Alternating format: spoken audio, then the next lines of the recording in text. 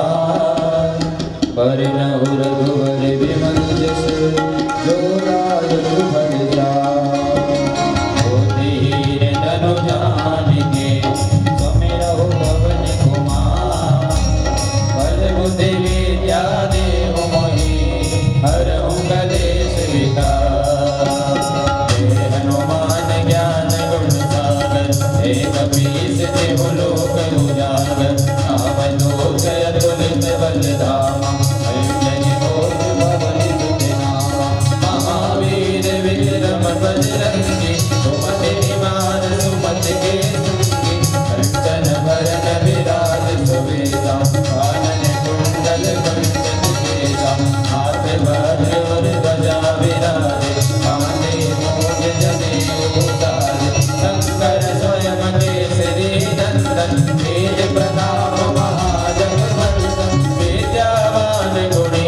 अति चातुर राम काज करिबे को आतुर प्रभु चरित्र सुनिबे को रसिया राम लखन सीता मन बसिया सूक्ष्म रूप हरि सियहि दिखावा विकट रूप धरि लक्ष्मण धावा भीम रूप धरि असुर संहारे रामचंद्र जी के काज सवारे नाय सजीवन लखन जियारे वीर भूमिर हर्ष उर लाए रघुपति कीन्ही बहुत बड़ाई तुम मम प्रिय भरत सम भाई सहस वदन तुम रोयस गावे अस कहि श्रीमति कंठ लगावे सनकादिक ब्रह्मादि मुनीसा नारद सारद सहित अहिसा जम कुबेर दिक्पाल जहाते कवि कोविद नहीं संगहि कहाते तुम उपकार सुग्रीवहि कीना राम मिलाय राजपद दीना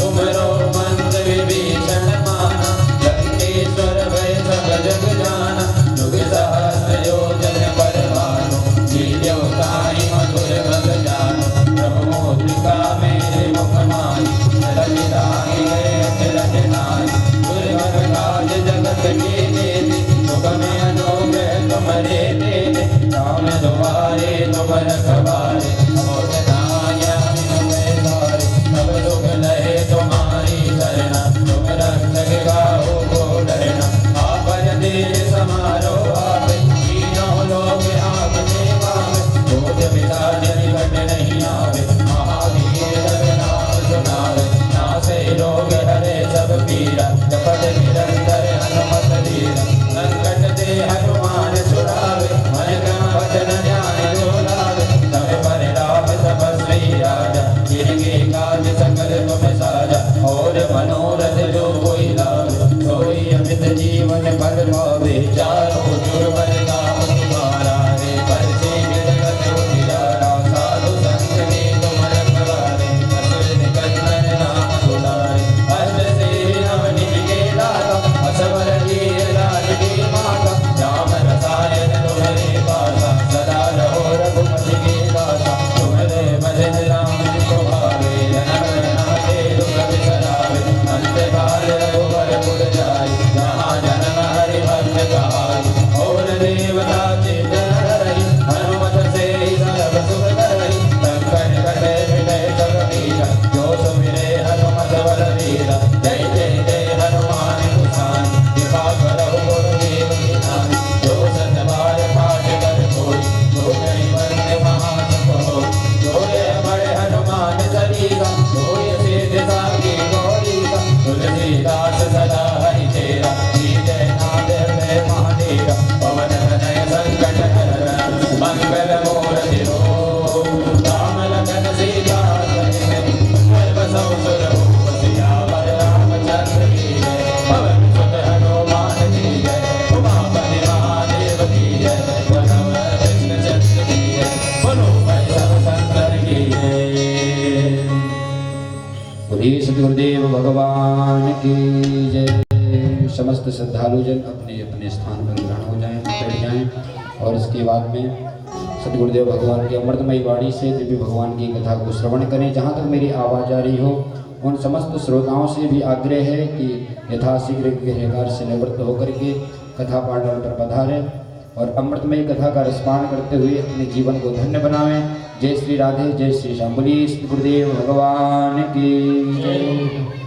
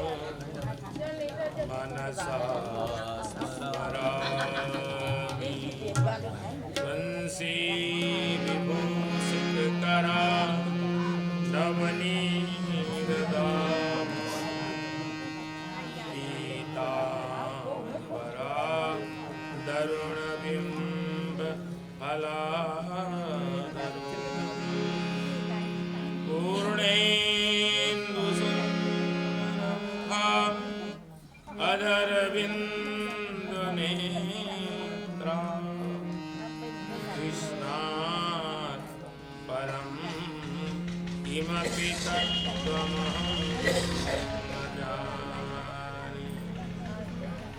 राधा साध्यं साधनं यस्य राधा राधा मंत्रदात्री च राधा सर्वं राधा जीवनं यस्य राधा राधा राधा वाचिकं तस्य शेषं राधा राधा वाचिकं तस्य शेषम्।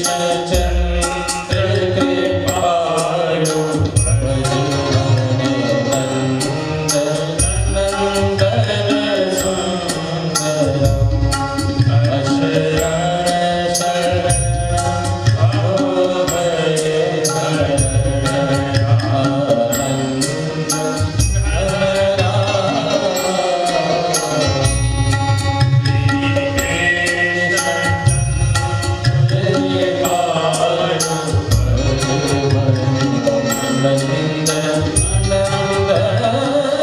सुंदर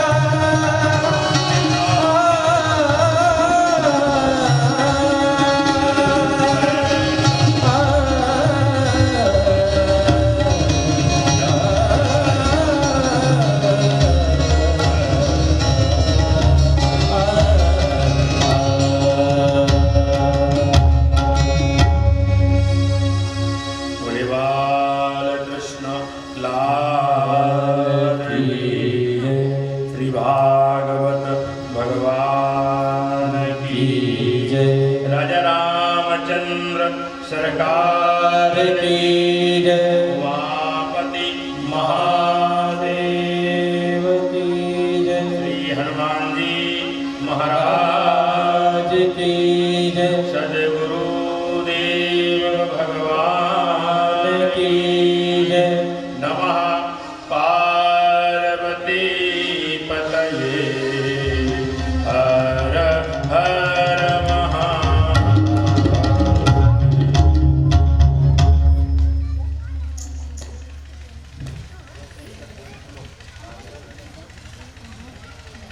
अखिल ब्रह्मांड नायक परात्पर परब्रह्म सच्चिदानंद घन जगदाधार जगन्नियंता जगदीश्वर जगन्नाथ भगवान श्री हरि नारायण षोडशकला संपन्न मधुर बिहारी कुंज बिहारी मुरली मनोहर पीताम्बरधारी गोपी जन वल्लभ सखू के सेवक नानक के नूर राधा के सामरिया यशोदानंदन भगवान श्री बाल मुकुंद उन्हीं का वांगमय विग्रह शब्द रूप शब्द प्रतिमा शब्दावतार श्रीमद् भागवत महापुराण परमाराध्य मेरे सदगुरुदेव भगवान मंचस्थ आचार्यगण उपस्थित ब्राह्मण देवताओं विप्रचरण संगीत तार बंधुओं प्रत्यक्ष और अप्रत्यक्ष रूप से विराजमान ऋषि मुनि ज्ञानी ध्यानी साधु संत और इस कथा के जो मुख्य यजमान हैं जग निमित्त कारण बने हैं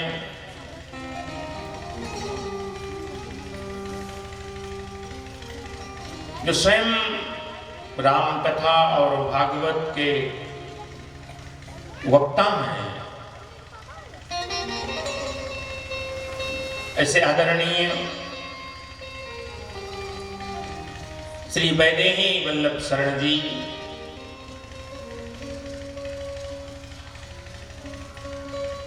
आदरणीय श्री हरिशंकर जी अवस्थी उनकी धर्मपत्नी श्रीमती उर्मिला देवी जी आदरणीय श्री पवन जी और उनकी धर्मपत्नी श्रीमती उर्मिला उपमा जी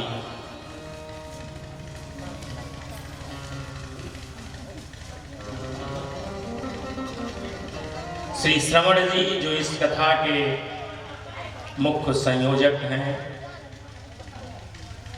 जिनके कारण इस कथा को गति मिल रही है ऐसे आदरणीय श्री श्रवण जी और उनकी धर्मपत्नी श्रीमती वंदना आदरणीय रमन और आदरणीय श्रीमती रामबाई अवस्थी परिवार के समस्त पुरजन परिजन बंधु बांधव सकल नाथ रिश्तेदार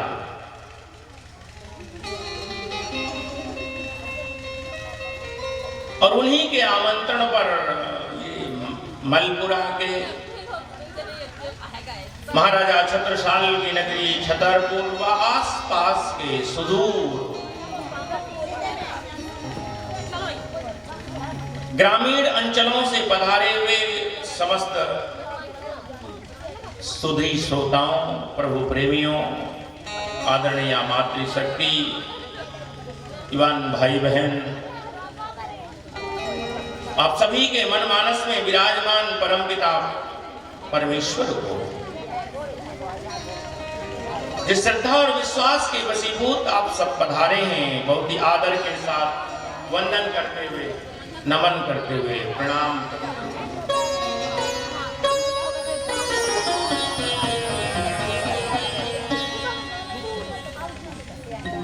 परमपिता परमात्मा के परम अनुग्रह और उनकी परम करुणा के फलस्वरूप आज हम सभी तृतीय दिवस में उपस्थित होकर के श्रीमद् भागवत जी के पावन आश्रय में भगवान श्री हरि नारायण की वांगमयी लीलाओं को आत्मसात करने के लिए उद्धत है।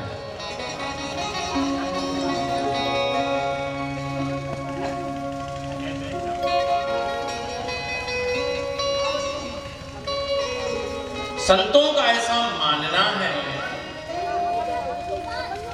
कि भगवत प्राप्ति का सरल साधन मन की निर्मलता है, सहजता है। हो सकता है भगवान को पाने के वेदों में, पुराणों में, सदग्रंथों में अनेक मार्गों का उल्लेख हो, बहुविधाएं हो,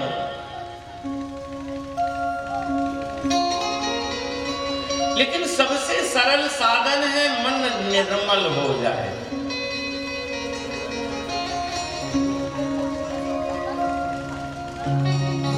कभी कभी व्यवहारिक दृष्टि से, बाह्य दृष्टि से,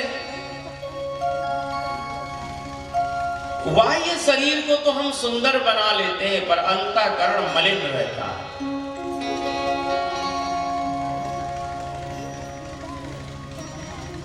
पर परमात्मा को बाह्य शरीर के साथ साथ अंतःकरण पवित्र होना चाहिए पाने के लिए।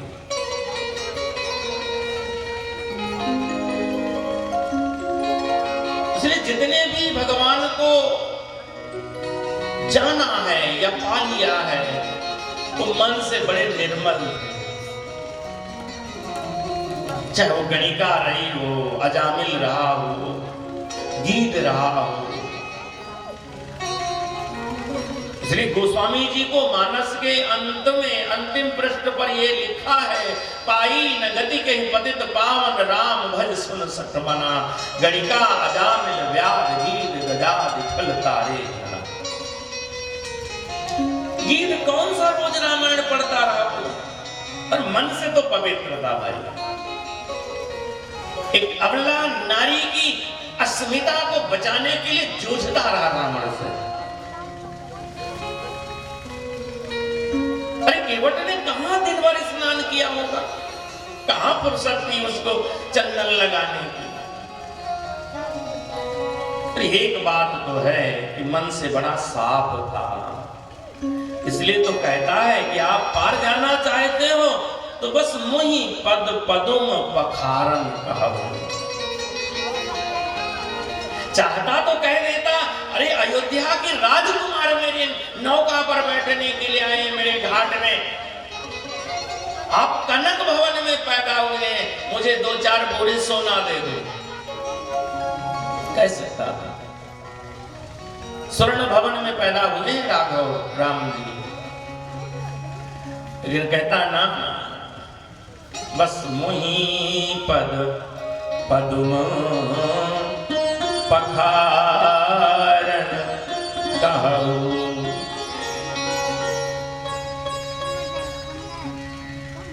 इसलिए बात सिद्ध हो गई है, यदि भगवान को पाना है, ईश्वर को पाना है, बस एक काम करते रहो चुपके चुपके। हाँ, पूजा करते हो तो भाई करते रहना, मना नहीं करते कि पूजा नहीं करो। सवेरे भोर में अगर स्नान करते हो सूर्योदय से पहले, ये बड़ी बात है, तो करते रहना।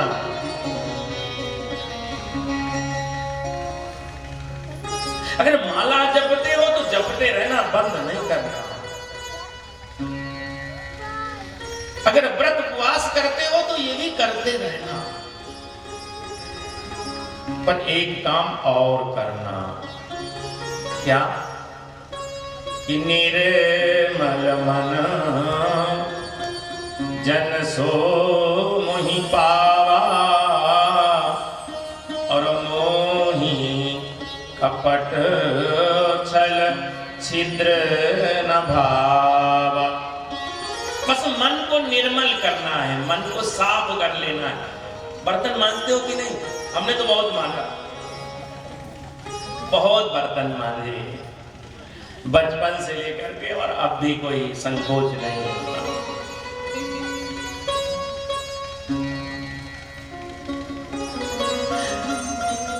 जितना उसे रगड़ोगे उतना साफ होता है, और उसको साफ करने के लिए एक कोई साधन प्रयोग किया जाता है। गांव के लोग घास फूस से साफ करते हैं, शहर के लोग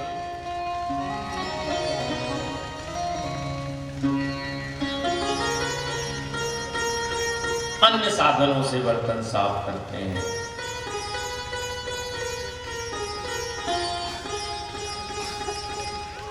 पर मन को कैसे साफ करोगे भाई? बुद्धि को, चित्त चेतना को, गुणधर्मों को, गति मति को सुधार कैसे करोगे? और उसके लिए सबसे सरल साधन है नाम जप भगवान का। बस कीर्तन करना है आपको, धीरे धीरे मन निर्मल होता जाएगा। रोज कीर्तन करो, रोज भगवान का भजन करो।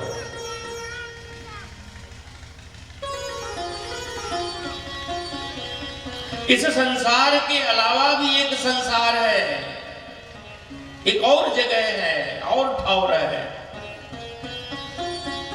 बड़े बड़े संत कहते हैं, सत्पुरुष कहते हैं, महज्जन कहते हैं, इसके अलावा एक घर हमारा और है। ये तो किराए का है, उधार का है, इसके इतर है हमारा घर, जिसे परलोक कहते हैं। परलोक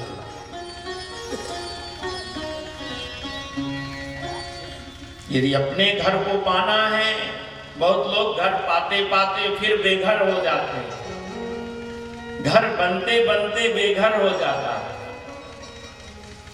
बस बनने को होता है, मिलने को होता है, घर छूट जाता है।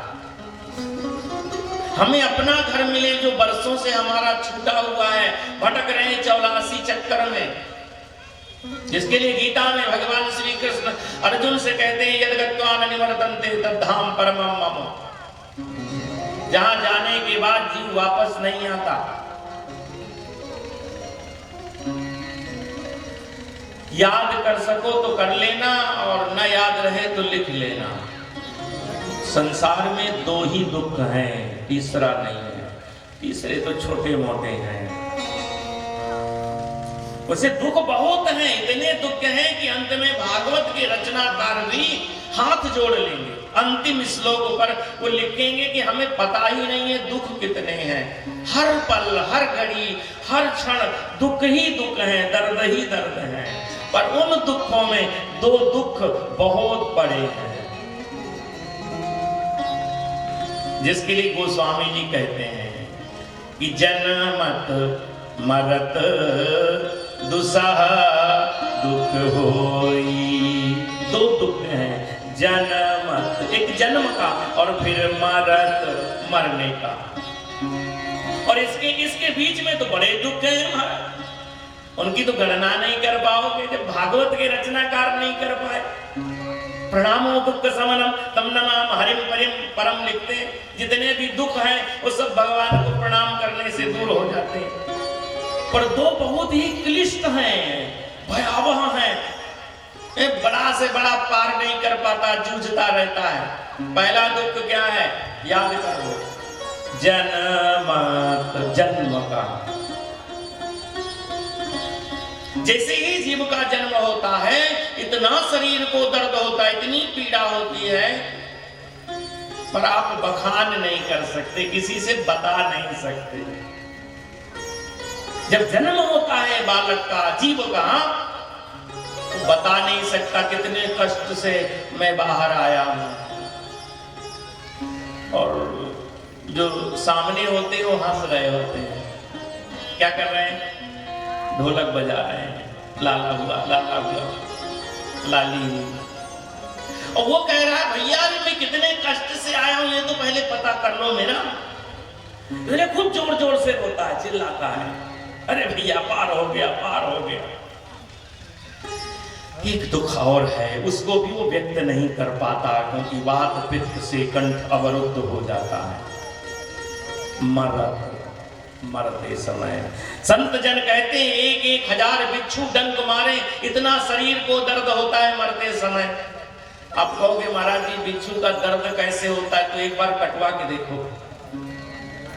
बिच्छू के डंक का जो दर्द है, जिसे पता करना है कि बिच्छू काटे तो कितना दर्द होता है, जिसको पता करना हो एक बार डंक उसका लगवाओ। हाँ? एक बिच्छू के काटने से हट्टा कट्टा व्यक्ति भी पसीने से लथपथ हो जाता है, और जब मरोगे तो हजार बिच्छू डंक मारे इतना दर्द होगा, इतना दर्द होगा, पर बता नहीं सकोगे, व्यक्त नहीं कर पाओगे। इसलिए बस एक काम कर लो, ये दोनों दुख तुम्हें छू न सके, प्रभावित न कर सके।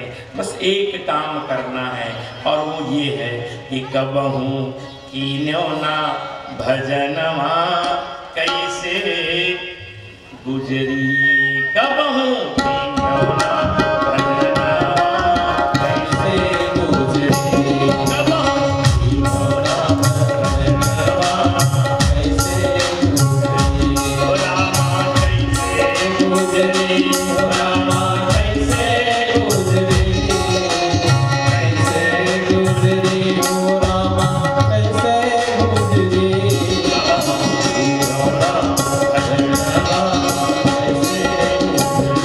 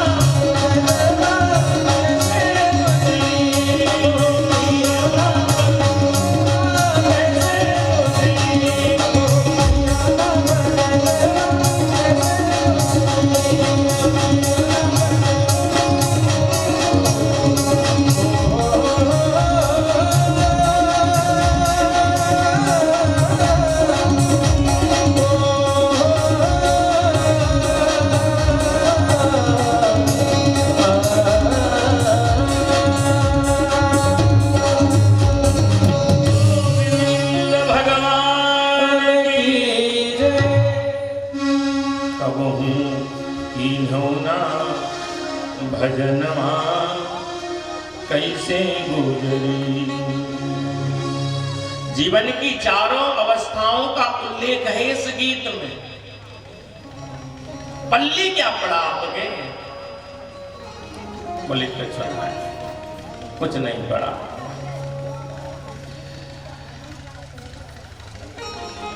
इसलिए बस चुपके एक काम करते जाओ, जब तक तलक है जिंदगी फुर्सत न होगी काम से।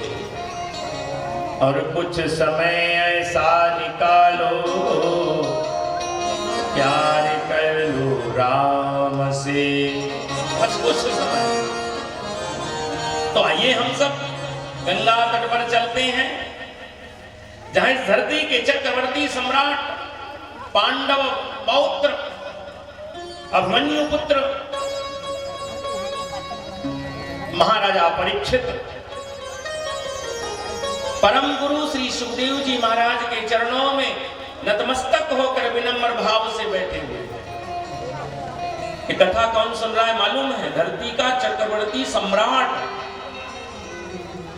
जो पांडवों का पौत्र है, उत्तरा के गर्भ से जिसका जन्म हुआ, और भगवान के जो परम भक्त हैं। एक बहुत अच्छे संत, विद्वान, योगी, मनस्वी, तेजस्वी,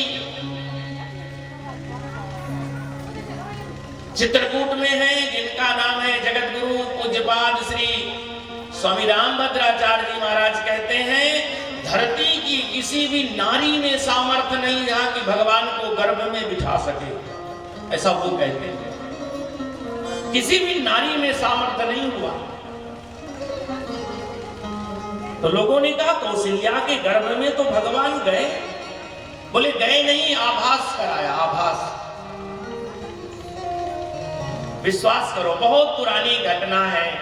दिल्ली के सफदरजंग में हम कथा करने गए थे 20 साल पहले। यजमान ने जहां हमको रोका था वहां टीवी वगैरह नहीं थी, पर निवेदन किया महाराज जी कभी आपको टीवी देखना हो तो आप ऊपर के रूम में चले जाया करिए। एक दिन दोपहर की घटना है, हम चले गए और टीवी खोला तो गौलोकवासी पूज्यपाद श्री कृपालु जी महाराज का प्रवचन आ रहा था, और यही चर्चा थी जिस घटना का हम जिक्र कर रहे हैं। वो कह रहे थे कि कौशल्या के गर्भ में भगवान आए, ऐसा आभास हो रहा था कौशल्या को। कैसे? बोले जैसे साइकिल की ट्यूब में लोग हवा भर देते।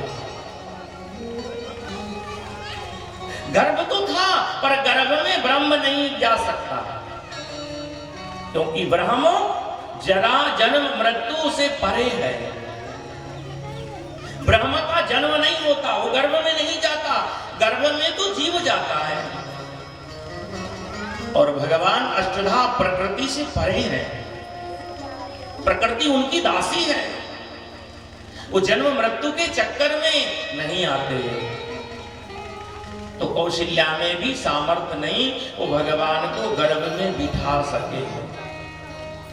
इसीलिए पहले तो गोस्वामी जी ने लिख दिया है, जा दिन ते हरि गर्भ ही आए, सकल लोक सुख संपत्ति छाए।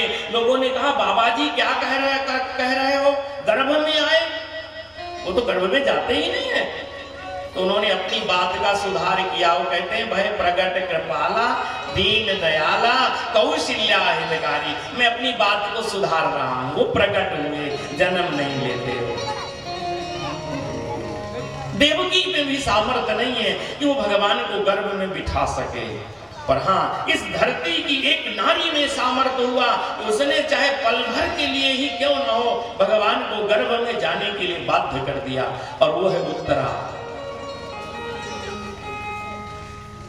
जब अश्वत्थामा के ब्रह्मास्त्र से उत्तरा का गर्भ जलने लगा तो उत्तरा पुकारती है, हे नाथ पाई पाई महायोगिन देव देव जगतपते। हे देव हे जगतपति पाहि मां नान्यं तद्भयं पश्ये यत्र मृत्यु परस्परम। आपको मैं देख नहीं पा रही क्योंकि मैं मृत्यु से जूझ रही हूं, लड़ रही हूं। तब भगवान गर्भ में गए, अंगुष्ठ मात्र रूप ममलम, श्री भागवत जी में लिखा इतना बड़ा रूप बना करके गए। ऐसा स्वामी रामभद्राचार्य जी महाराज कहते हैं कि उत्तरा ने गर्भ में भगवान को रखा। किसके लिए गए? भक्त की रक्षा के लिए। भगवान भक्त के लिए हैं, इसलिए जब जब भक्त पर अन्याय अत्याचार शोषण होता है, भक्त पर कष्ट होता है, भगवान प्रकट हो जाता है। तो गर्भ में महाराजा परीक्षित की रक्षा करने के लिए इतना बड़ा रूप बनाकर घुस गए और अब श्राप हुआ है 7 दिनों में मरने का। ऋषि के गले में सांप डाला है कली के प्रभाव से। भक्त राजा चक्रवर्ती सम्राट,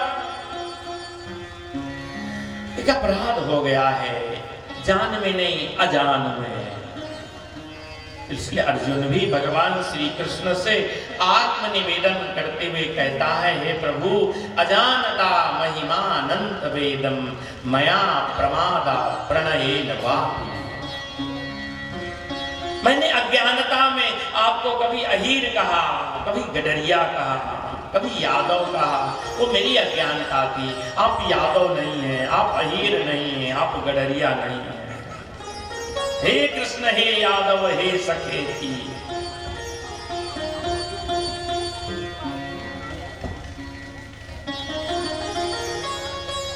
परीक्षित ने अज्ञानता में अपराध किया है। क्या अपराध हो गया है?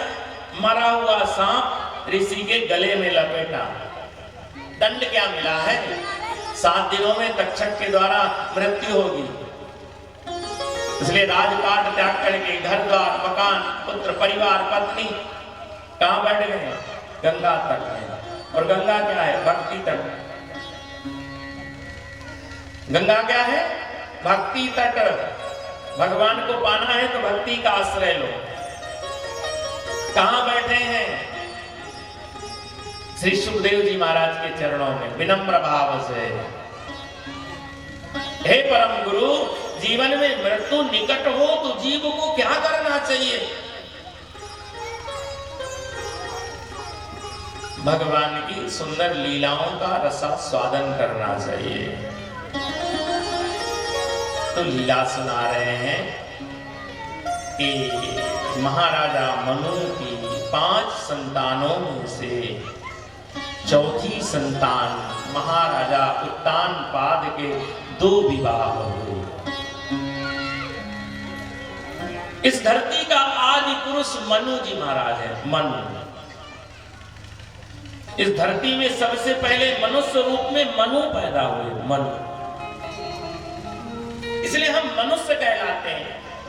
क्यों मनुष्य कहलाते हैं? मनु से पैदा हुए। मनु मन से पैदा हुए। हम किसकी संतान है? मन की उपाधि है। माता पिता के मन में कामना हुई। मनु माने हमारा मन।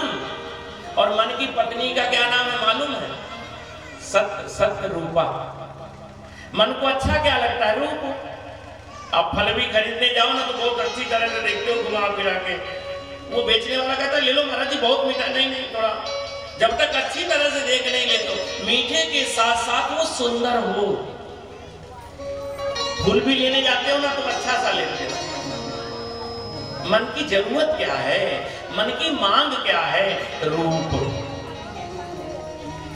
इसलिए दुर्गा सप्तशती में भगवती की आराधना करते हुए भक्त कहता है, मां मुझ पर कभी प्रसन्न होना तो सबसे पहले मुझे रूप देना। रूपम देहि जयम देहि यशो देहि दिशो जहि। वो भोजन नहीं मांगता, हमारी मांग ही रूप है। मन की चाहत क्या है? रूप। इसलिए मनु की पत्नी का नाम है सत्य रूपा।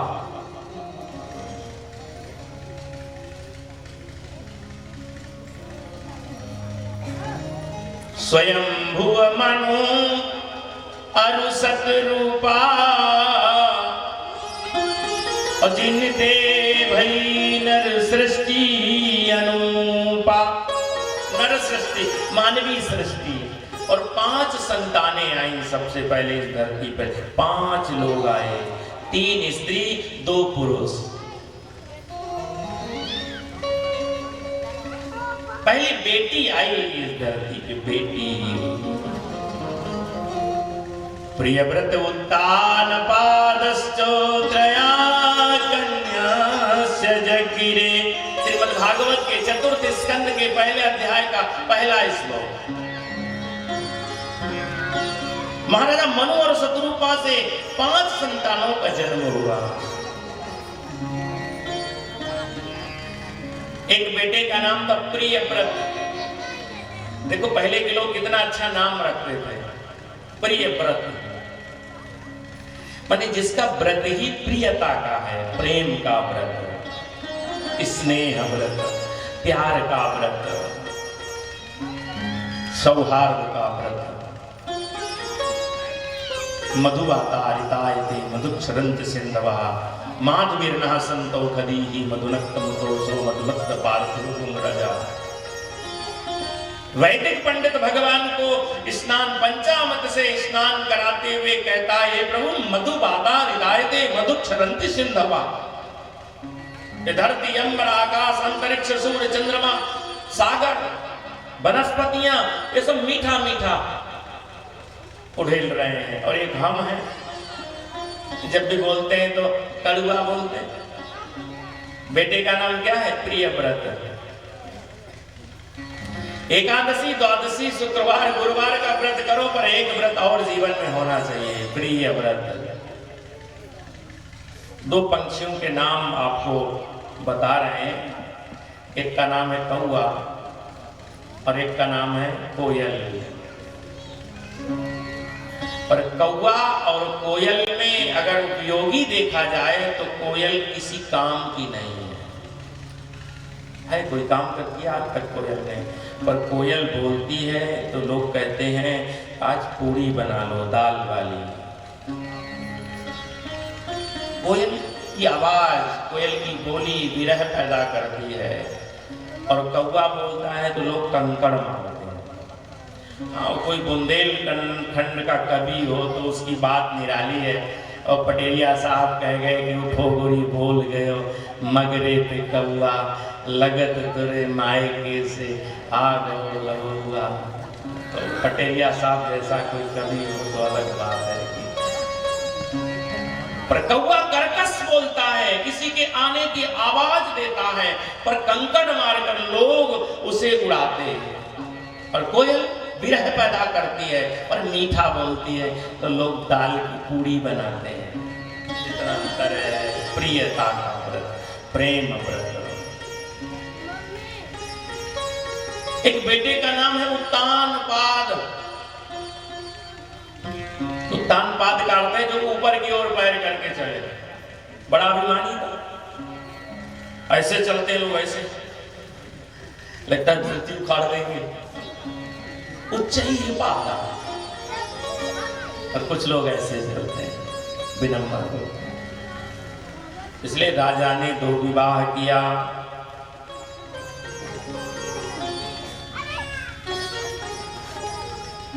पहली रानी से जब कोई संतान नहीं हुई तो दूसरा विवाह कर लिया, पर भगवत कृपा। जब रानी को संतान नहीं हुई तो घर से बाहर निकाल दिया। और वो कृपा देखो ठाकुर जी की, एक गर्भावस्था में बाहर निकाला, ऐसा मान करके ये बांझ है। और उससे एक पुत्र का जन्म हुआ, नाम रखा गया ध्रुव। तो ध्रुव का अर्थ होता है जो अटल है, अडिग है, अपने वचनों पर, अपने मन पर जो अडिग है।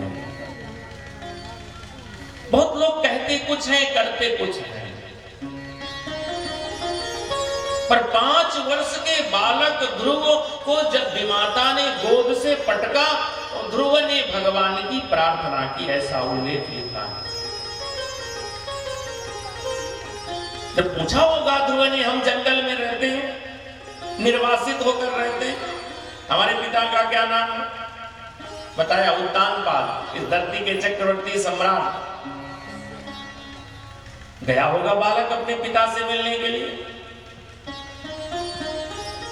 राजा को लगा होगा अरे हमारा बेटा आया है, मंत्रियों ने बताया राजन आपकी बड़ी रानी का बेटा आया है। राजा ने उठा लिया गोद में, और सौतेली मां ने, जिसका नाम था सुरुचि, 2 रानियां हैं, एक का नाम है सुनीति और एक का नाम है सुरुचि। वैसे हमको व्यापार करना नहीं आता, नहीं तो हम इसकी कथा की जगह दुकान लगाते हैं, पर व्यापार का एक मंत्र बता देते हैं। बहुत लोग पूछते हैं महाराज जी कमाने का जरिया, उपाय, मंत्र क्या है? याद करो, कर सको तो याद कर लेना। गोस्वामी जी लिखते हैं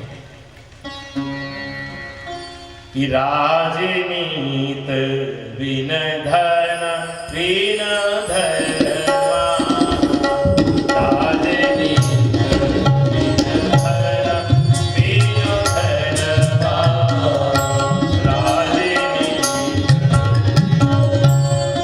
बिन धर्मा, राजनीत बिन धन बिन धर्मा, राजनीत बिन धन बिन धर्मा, प्रभु जी समझ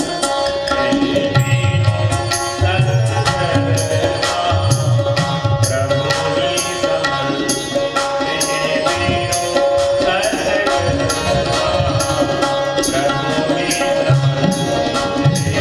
सत्धर्मा, प्रभु जी समझ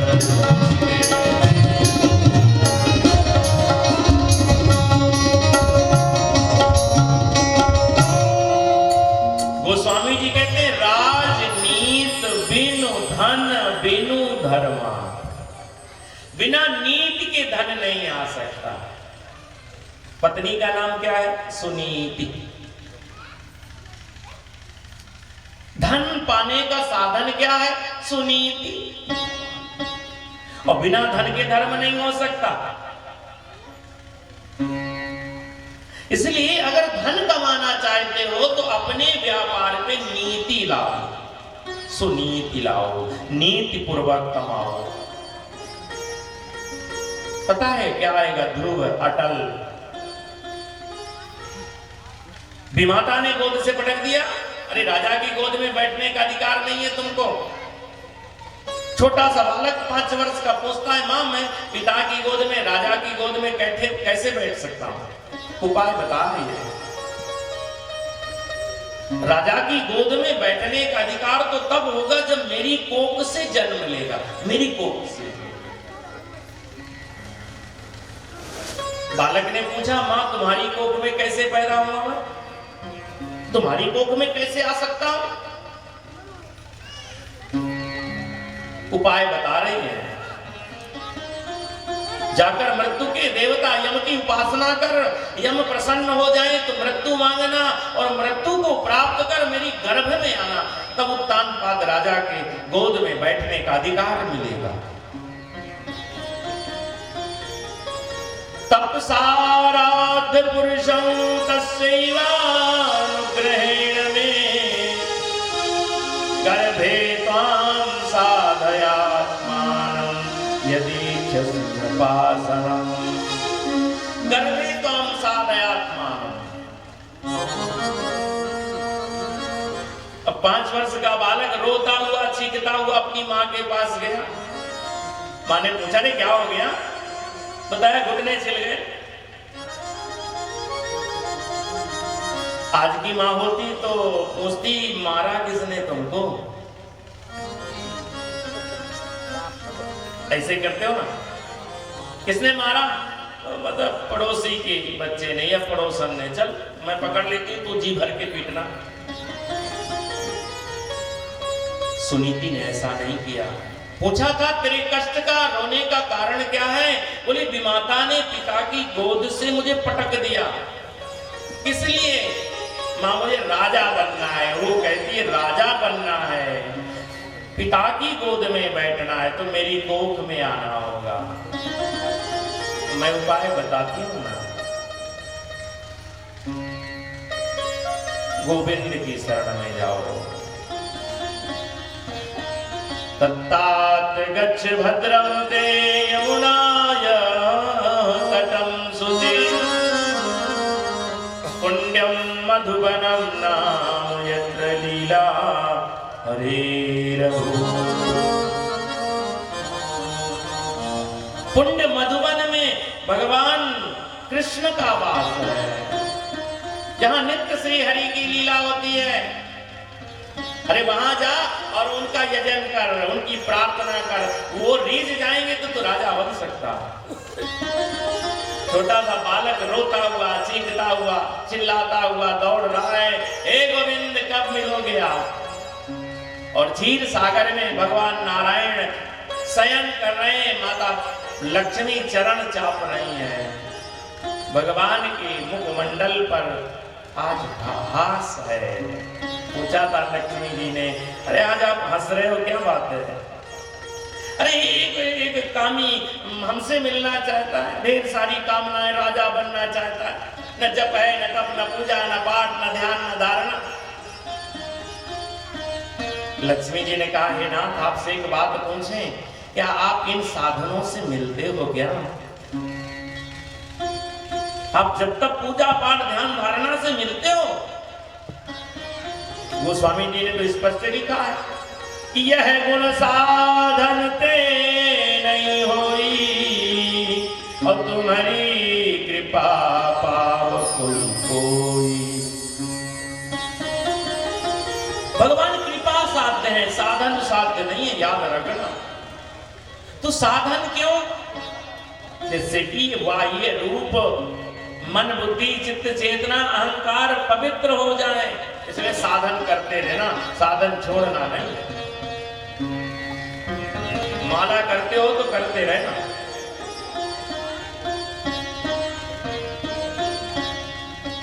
महाकवि बिंदु लिखते हैं कि कन्हैया कोई रोज रोकर पुकारा, कहा उनसे जैसा भी हूं मैं तुम्हारा। वो बोले कि तुमने किया क्या क्या साधन, मैं बोला किसे तुमने साधन से तारा। गणिका आजा मिल गया।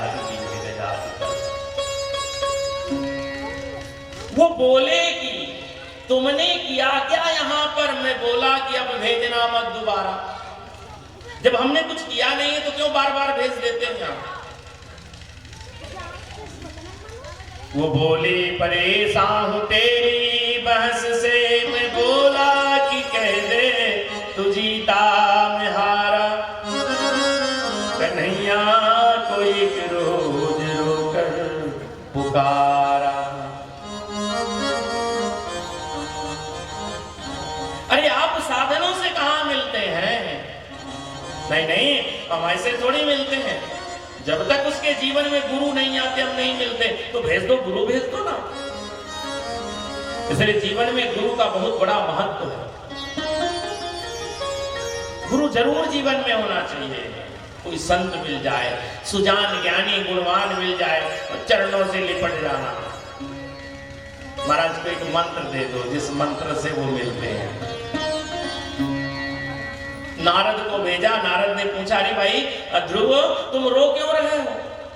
अरे बोले हमको गोविंद से मिलना है। वो ऐसे थोड़ी मिलते हैं। तो उनका मंत्र जपना पड़ता है। तो बाबा मंत्र दे दो ना। और बाबा जी ने मंत्र दे दिया 12 अक्षर वाला, ओम नमो भगवते वासुदेवाय। नारद जी ने कहा, यम सप्तरात्रम प्रवटन पुमान पश्चिम खेचरान। अगर 7 दिन रात इस मंत्र का सतत जप कर लिया जाए, पुमान पश्चिम खेचरान, सब कुछ देख सकता है जी। मंत्र क्या है? ओम नमो भगवते वासुदेवाय। भागवत सुनने के विधान है, कैसे सुनना चाहिए। कहते हैं कि इस मंत्र को सतत जप करते हुए भागवत सुनना चाहिए। हरे नमः, परमात्मने नमः, ओम नमो भगवते वासुदेवाय स्मरण करते रहना चाहिए। ध्रुव यमुना के किनारे पहुंचकर गुरु के द्वारा प्रदत्त मंत्र का जप करने लगे। कौन सा मंत्र है? आइए गुनगुनाते हैं। ओम नमो भगवते वासुदेवाय।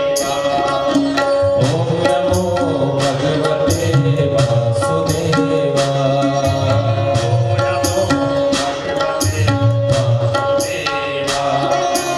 ओम नमो भगवते वासुदेवाय हरि वासुदेवाय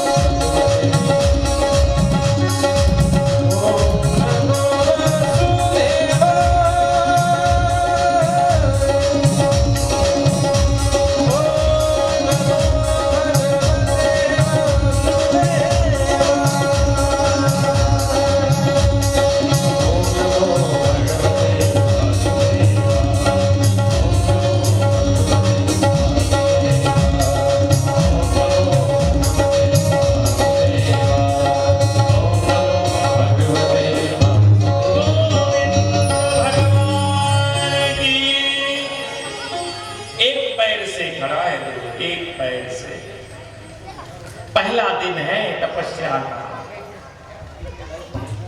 व्रत करने के तरीके हैं, कैसे व्रत करना चाहिए, क्या खाकर करना चाहिए।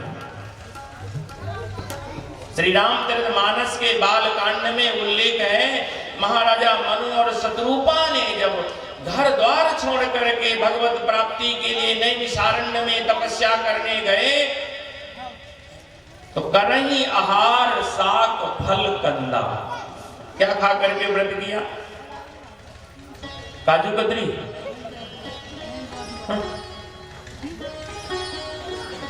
करही आहार साक फल कंदा सुमिरई ब्रह्म सच्चिदानंद। साग और फल, कौन से फल? बोले कपित्त बलरासनम, कैद खा करके। कैद क्या खाकर व्रत किया? कैद खा करके, बेर खा करके। आप क्या खाकर व्रत करते हो? और फिर कहते हो महाराज जी हमारी तो इतनी एकादशी हो गई, भगवान को मिले ही नहीं। आपने व्रत नहीं किया, आपने स्वाद बढ़ाया है अपना। काय को मिलेंगे? एक पैर में 5 वर्ष का बालक ध्रुव खड़ा है और आज खाया है, फिर 3 दिन के अंतराल में। दूसरे महीने आज खाया, फिर 6 दिन के अंतराल में। तीसरे महीने आज लिया है, फिर 9 दिन में लिया है। और चौथे महीने आज खाया है, फिर द्वादशे हनी 12 दिन के अंतराल में। और 5वें महीने जिता श्वासोन्नपात मजा, श्वास को जीत लिया है, आहार छोड़ दिया है, जल त्याग दिया है। और सुखदेव भगवान कह रहे हैं कि आधारम महदादीना प्रधान पुरखेश्वरम। धरती का आधार खिसकने लगा। त्रैलोकाश्च कंपिरे, तीनों लोकों में कंपन होने लगा। वायु रुक गई, लोगों के श्वास रुक गए, प्राण रुक गए, हल्ला मच गया। अरे प्रभु जल्दी करो, जल्दी करो, नहीं तो गड़बड़ हो जाएगा। अरे क्या हो गया है? बोले धरती पे एक छोटा सा बालक आपकी तपस्या कर रहा है, श्वास रोक कर बैठ गया। प्रकट हो गए भगवान ध्रुव के सामने। पांचजन्य से कपोल को स्पर्श किया है। अरे भक्त आंखें खोलो, मैं तुम्हारे सामने हूं। और ध्रुव ने भगवान की बड़ी अद्भुत प्रार्थना की है। युवन्तः प्रविशं वाचमिमां प्रसुप्तां संजीवयत्यखिल शक्तिधरा स्वधाम्ना अन्याश्च हस्तचरण श्रवणात्मकादि प्राणान् नमो भगवती पुरुषाय तुभ्यम्। आप मेरे अंदर आ जाओ, अंदर। आप बाहर खड़े हो। भगवान ने पूछा है अंदर आकर के करूंगा क्या? बोले जो मेरी सोई हुई वाणी है ना, सुसुप्त वाणी को, युवंता पकिस मम वाच मिमाम प्रसुप्ता, उसे जगा दो। मेरी सोई हुई बुद्धि को जगा दो, वाणी को जगा दो, जिससे मैं आपका भजन कर सकूं। इसलिए किसी ने बड़ा अद्भुत गीत गाया है कि मुझे चरणों से लगा लो घनश्याम मुरली वाले, मुझे चरणों से लगा लो घनश्याम मुरली वाले, मुझे चरणों से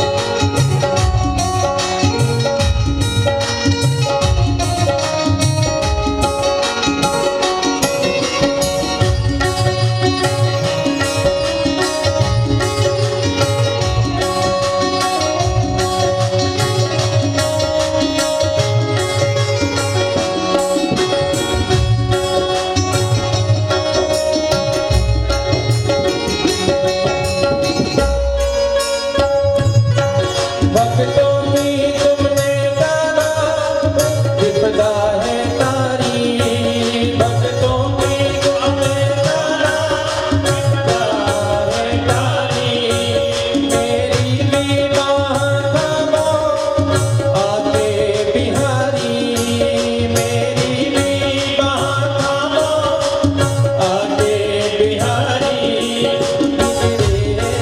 बिगड़े बिगड़े बिगड़े बना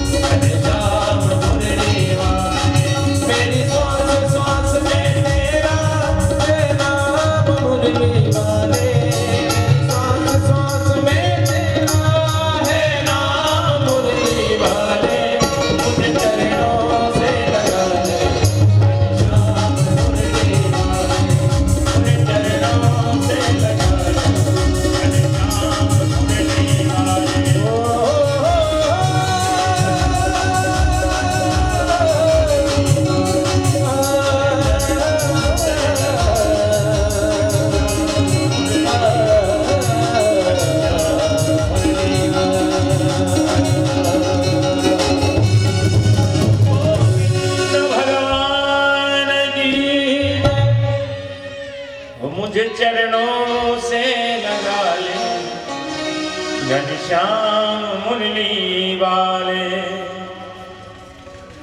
हो मुझे चरणों में लगा ले घनश्याम मुरली वाले। यो अंतः प्रविश्य मम वाच मिमाम प्रसुप्ताम। बड़ी अद्भुत प्रार्थना किया है। हे नाथ मेरी कि श्वास श्वास में तू है। धरती में ध्रुव ने 36,000 वर्ष राज्य किया। कितने हजार वर्ष? 36,000 वर्ष। और भगवान ने वरदान दिया, मृत्यु तुम्हारा वर्ण नहीं करेगी, तुम खुद मृत्यु के सर पर पैर रख करके और अपने धाम को जाना, मेरे धाम को नहीं। एक अलग से लोक बना दिया, ध्रुव लोक उत्तर दिशा में। सप्तऋषि प्रदक्षिणा करेंगे। ध्रुव ने कहा नाथ ये तो सब ठीक है, धरती पे 36,000 वर्ष राज्य करूंगा, ध्रुव लोक मिलेगा, पर मेरी माँ जो मुझसे रूठ गई है वो प्रसन्न हो जाएगी ना। ठाकुर जी कहते हैं अरे ध्रुवो, मैं जिस पर प्रसन्न होता हूं उससे सब अपने आप प्रसन्न हो जाते हैं, और जब मैं रूठता हूं तो उससे खुद अपने पराये हो जाते हैं। बहुत लोग शिकायत करते हैं महाराज जी हम तो बोलते अच्छा है पर लोग हमसे रूठ जाते हैं, ऐसा क्यों? हम अच्छा बहुत करते हैं, लोग नाराज हो जाते हैं। हम कभी बुरा नहीं सोचते, लोग नाराज हो जाते हैं। क्या कारण है? पता है, ठाकुर जी कहीं आपसे रूठ तो नहीं गए। सत्यनारायण की कथा में आया है, भीतो भयात प्रमुच्चेत। जब मैं कृपा करता हूं तो डरे हुए का डर छूट जाता है। दरिद्रो लभते वित्तम, दरिद्र को धन मिल जाता है। भीतो भयात, डरे हुए का डर छूट जाता है। इसलिए भगवान की शरण लो चुपके चुपके। आस पास पड़ोस नात रिश्तेदार इन सब का वो छोड़ दो। ये प्रसन्न रहे न रहे बहुत ज्यादा टेंशन मत किया करो, ठाकुर जी प्रसन्न रहे, और एक बार वो प्रसन्न हो गए सब आपके हो जाएंगे। और एक बार उनसे दूरी हो गई तो हमारे गुरुजी से किसी ने कहा महाराज जी आजकल डर बहुत लगता है, रात को जाते हैं तो लगता है कोई पीछे चल रहा है, सोते हैं तो लगता है कोई कमरे में खड़ा है।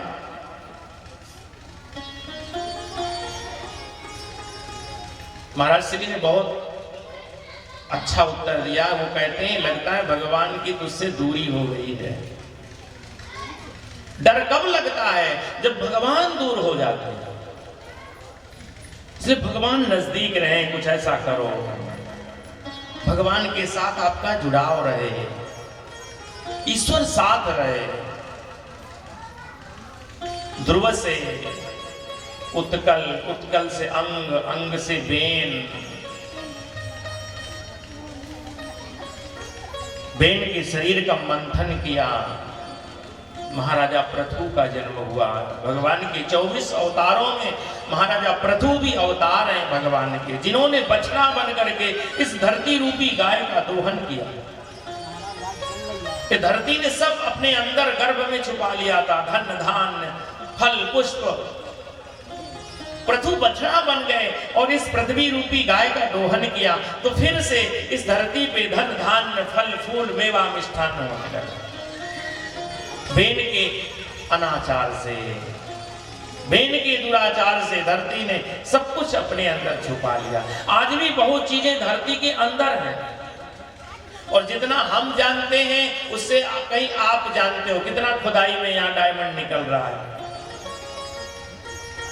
आपकी धरती में डायमंड है छुपा, सोना है धरती के अंदर, अभ्रक, तांबा है, लोहा है, जस्ता है, पीतल है, एल्युमिनियम है, यूरेनियम है, सब कुछ धरती के अंदर आज भी छुपा हुआ है।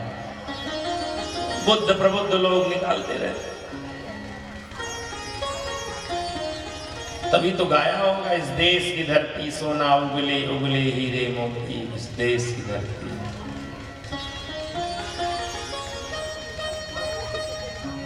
पंचम स्कंध में महाराजा ऋषभ देव के 100 पुत्रों की चर्चा है। 100 पुत्र हुए हैं। भगवान के 24 अवतारों में भगवान ऋषभ देव हैं, जिनसे जैन परंपरा का प्रादुर्भाव हुआ। जैन जिनसे जिन धर्म में, जैन धर्म 100 पुत्र हुए। बिठा दिया सबको, आओ पुत्रों में तुम्हें धर्मोपदेश देता हूं। ना हम देहो देह भाजाम न लोके, मैं शरीर नहीं हूं। तपो दिव्यम पुत्र का ये न सत्वम, इस शरीर का एक ही ध्येय है, जितना हो सके तप करो। इस जीवन का एक ही लक्ष्य है, तपस्या करो, तप करो। इसलिए गोस्वामी जी ने रामचरितमानस के बालकांड में लिखा है, तप बल ब्रह्म सदा बरियारा, विप्र सदा बरियारा, ताके गोप न को रखवारा, तप बल ब्रह्म रचई संसारा, तप बल शंभु करई संहारा। तपस्या का बहुत बड़ा प्रभाव है। इसलिए उठ करके सवेरे सवेरे खाना पीना मत चालू करो, पहले कुछ थोड़ा सा भजन करो भगवान का, कुछ जब तक किया कर, और जगते ही खाना शुरू कर दे। तपो दिव्यम पुत्र का ये न सत्वम, 100 पुत्रों में से 99 साधु हो गए। गुरु न सस्यात्, सुजनो न सस्यात्, पिता न सस्यात्, जन्नी न सस्यात्, दैवम न सस्यात्, न पति न सस्यात्, नमो चेत्यः संपेत मर्त्यम। अरे पुत्रो, वह गुरु गुरु नहीं हो सकता है, वह माता माता नहीं हो सकती, वो पिता पिता नहीं हो सकते, वो देवता देवता नहीं हो सकते, वह पति पति नहीं हो सकता। नमो चेत्यः संपेत मृत्युम, जो मृत्यु से बचने का उपाय न बता सके। गुरु किसे कहते हैं? जो मृत्यु भय से दूर करे। पिता कौन है? माता कौन है? जो अपनी संतान को मृत्यु भय से। पति कौन है? जो मृत्यु भय से मुक्त करे। साधु बन गए, एक बेटा रह गया, पिताजी हम भी जा रहे, बोले ना अब तेरी बारी नहीं है, तू राजपाट संभाल, हम जाएंगे। जड़ भरत ने फिर इस धरती पर अनेक वर्षों तक शासन किया। चतुर्थ अवस्था में गृह त्याग कर गंडकी नदी के किनारे तपस्या कर रहे थे, तो मृग से प्रेम हो गया। किससे प्रेम हुआ? मृगा से। ये जीवन हमारा 100 वर्ष का माना गया है कि मनुष्य की आयु 100 वर्ष है, और ज्योतिषी 120 वर्ष मानते हैं। 100 वर्षों में 25 वर्ष तक विद्या अध्ययन ब्रह्मचर्य व्रत का पालन करते हुए विद्या प्राप्ति का उल्लेख है। 25 वर्ष के बाद विवाह करके 50 तक गृहस्थ आश्रम का पालन करना चाहिए, और 50 से लेकर 75 वर्ष तक घर में ही रह करके वानप्रस्थ पूर्वक वानप्रस्थी बन करके जीवन जीना चाहिए, विषयों से मोह त्याग करके। और 75 के बाद बचो तो फिर संन्यास ले लेना चाहिए, और नहीं बचो तो कोई बात नहीं। पर 25 वर्ष तक विद्या अध्ययन, 25 से 50 गृहस्थ, और 50 के बाद वानप्रस्थ। क्योंकि जो 50 के आगे की गणना है, वो गणना पूरी कहती वन की ओर चलो। वानप्रस्थी बड़ो 51, 52 सब में वन लगा हुआ है पूरी गिनती में। 51, 52, 53, 54, 55, 56 सब में वन है। 58, 59, और अगर इतने में भी 60 नहीं उठा तो फिर सीधे सीधे 60 हो जाता, 60 आ गया कहते हैं। जब 59 में भी नहीं उठा, लोग कहते हैं 60 आ गया है। महात्मा भरत ने गंडकी नदी के किनारे भगवान का भजन करते समय, माला फेरते समय एक हिरणी के बच्चे को डूबते हुए देखा। सिंह की गर्जना से भयभीत हिरणी ने छलांग लगाई। गर्भावस्था में प्रसव हो गया जल में। बाबा माला जप रहे थे, ध्यान गया, अरे एक हिरण का बच्चा डूब जाएगा, मर जाएगा, माला फेंक दी, बच्चा निकाल कर आश्रम में ले आए। वो बच्चे से मोह हो गया धीरे धीरे धीरे धीरे। और पता है मरने के बाद महात्मा मृग बने, मृग। कुत्ता पालोगे तो मरने के बाद कुत्ता बनोगे। हाँ, प्रीति हो जाएगी आपकी इससे। हाँ। इसलिए शास्त्र कहते हैं गाय पालो, गाय। गाय पालोगे, गाय से मोह होगा ना तो गोविंद का धाम मिलेगा, गौ धाम। कुत्ता नहीं, गाय पालो।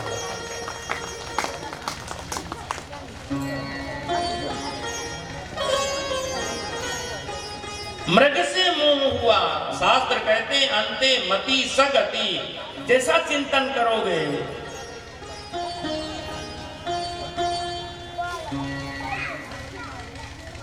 पर याद रहा, अरे अरे मैं तो साधु था, महात्मा था, मृग बन गया तो जल में खड़े रहते। मृग बन करके याद आया मुझसे अपराध हो गया।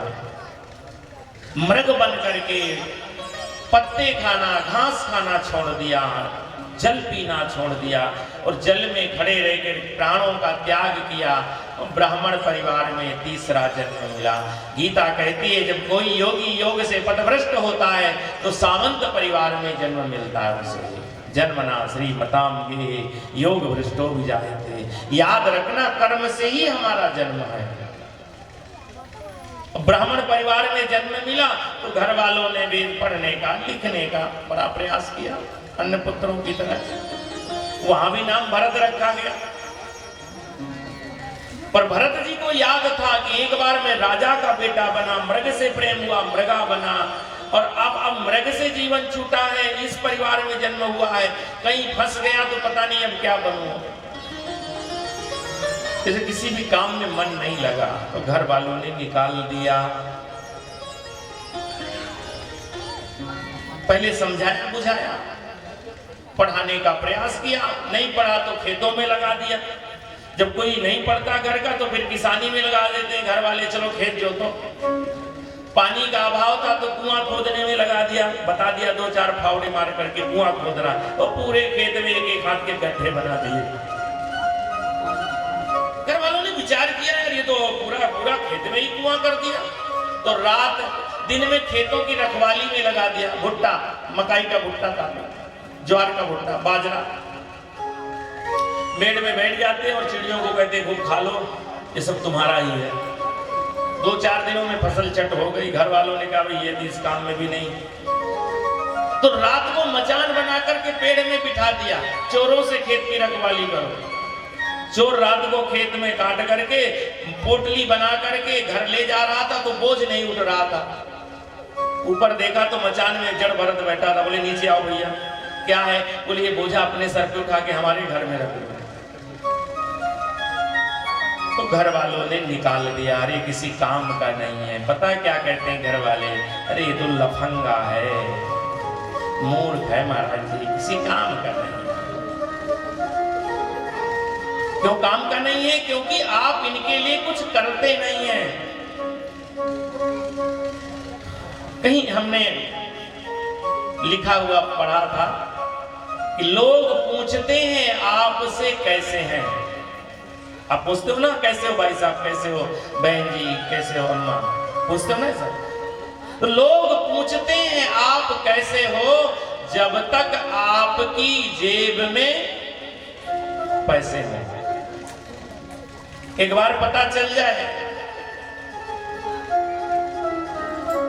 इसलिए जड़भरत को घर से निकाल दिया और जड़भरत जी भी अलमस्त फकीरों की भांति भगवान का भजन करने में लग गए हैं। और सचमुच में एक बात याद रखना, खूब पढ़ जाओ, लिख जाओ, नौकरी हो, चाकरी हो, व्यापार कारोबार हो, घर मकान दुकान हो, खेत खलिहान हो, और चुपके चुपके भजन करते रहना भैया, क्योंकि जीवन का सार ही भजन है।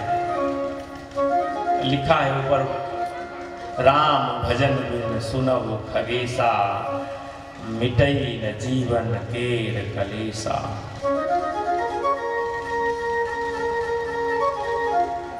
इसलिए जो करते रहोगे भजन धीरे धीरे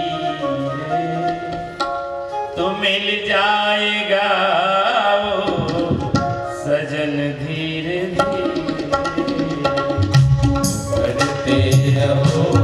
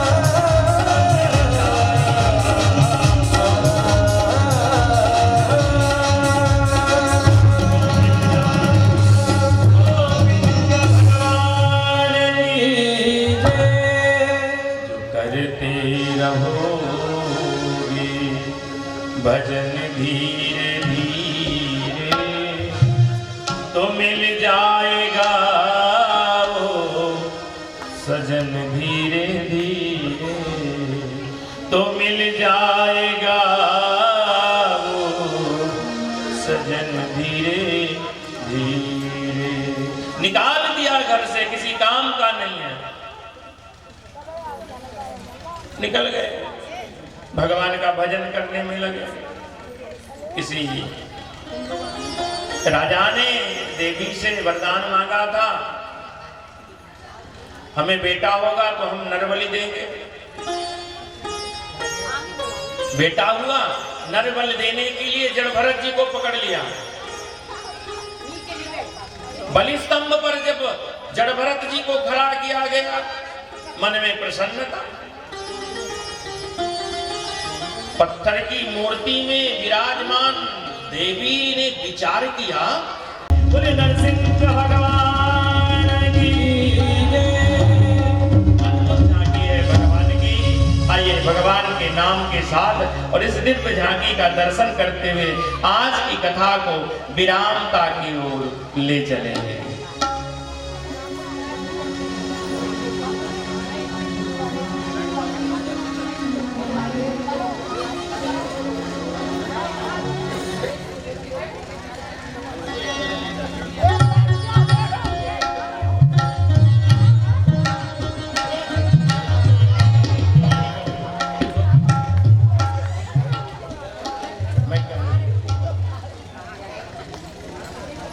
अरे कमली श्याम दी, कमली श्याम दी, कमली श्याम दी, कमली कमली श्याम दी, कमली कमली श्याम दी, कमली कमली होई, कमली होई, कमली होई, कमली होई।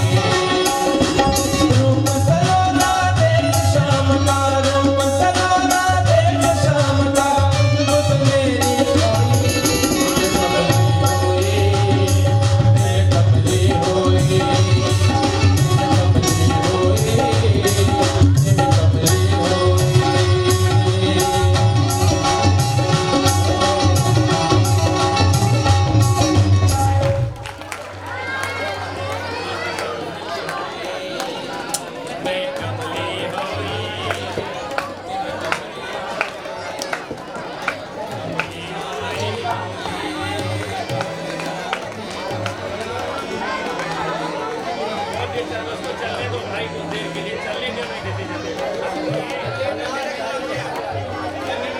रूप सलोना देख श्याम का, सुध बुध मेरी कोई, अरे सुध बुध मेरी कोई, कमली होई, मैं कमली होई, मैं कमली होई, मैं कमली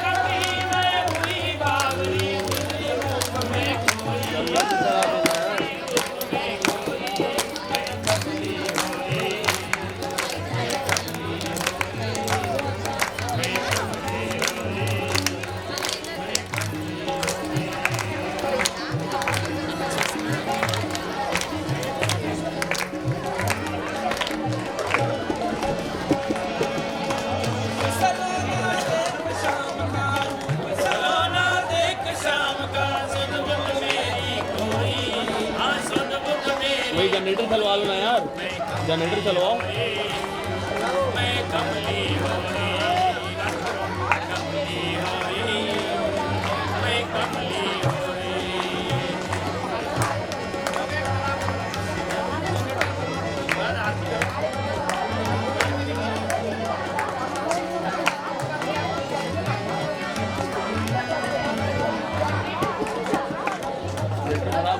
कदम के नीचे